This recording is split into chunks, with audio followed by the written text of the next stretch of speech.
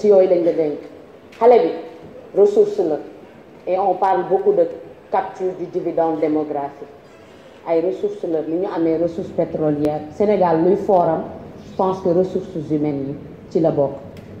Monsieur le ministre, moi je voudrais accentuer mon intervention par rapport aux lenteurs administratives, à l'éducation inclusive, mais aussi à la séparation des toilettes pour les filles. Monsieur le ministre, par rapport aux lenteurs administratives, il est noté chaque année, des retards dans le décaissement pour les paiements après les examens et concours.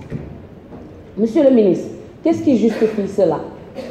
Beneen bi mooy, est-ce que jotul ñu xool parmi les présidents de jury ou bien parmi les examinateurs ñu jox leen ces fonds-là au moins après examen bi le mois qui suit ñu mën a fay les professeurs balaa muy nekk une source de démotivation balaa muy nekk des grèves de 5 jours de 10 jours voire de 15 jours. Est-ce que tey jotul ñu former les présidents de jury ñu ne leen fay leen après vous nous amenez les pièces justificatives, donc ce qui fait que problème yi ñuy am à l'année qui suit dinañ ko mën a résolver parce que ñun ñi ñëpp balaa ñuy dem mission wala bu ñu eggee mission lañ ñuy fay du ñu xaar ba ñu dellu si ñu ñuy door a fay suñu li ñu moom.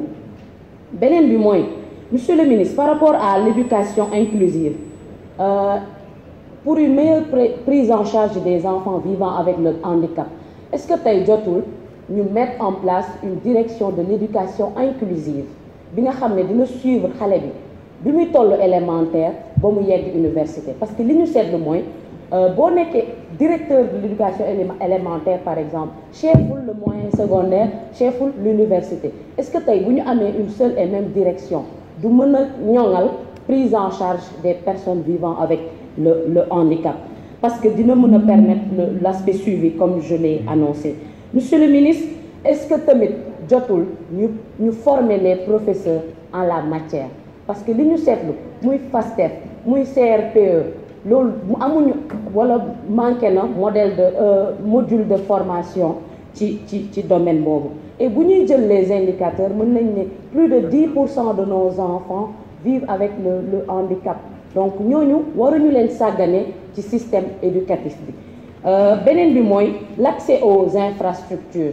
Monsieur le ministre, nekk na problème bu rëy pour ces personnes-là parce que ci construction infrastructure yi du ñu jël en charge les rampes, absence de totale, bien vrai que def nañ ay efforts en la matière.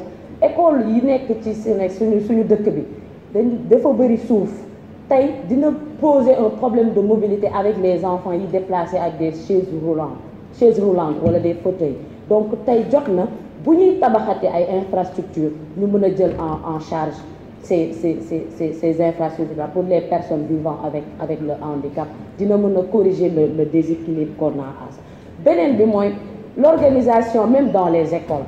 Li ñu seetlu mooy xale yi nga xam ne dañuy dem dans ñi nga xam dañuy nekk ak les personnes valides dañ leen di faral di stigmatiser, yenn saa yi sax dinañ leen di rabrouer ci seeni biir nawle. Loolu lu muy causer mooy taux d'abandon scolaire bi wala déperdition scolaire.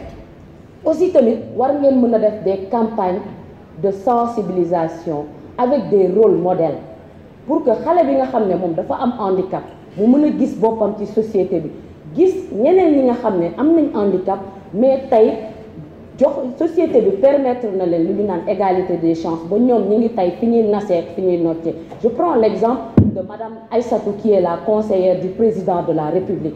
Kooku tey war nañ ko mën wan xale yi ne leen vous n'avez pas seulement la mendicité comme recours, war nañ mën a jël un diplomate bi nga xam ne mi ngi au ministère des Affaires étrangères nga xam ne dafa am handicap, am na jom, am na keneen ku nekk au ministère des Finances. Ñooñu tey war nañ leen mën a wane comme ni ñuy wane les autres comme des rôles modèles.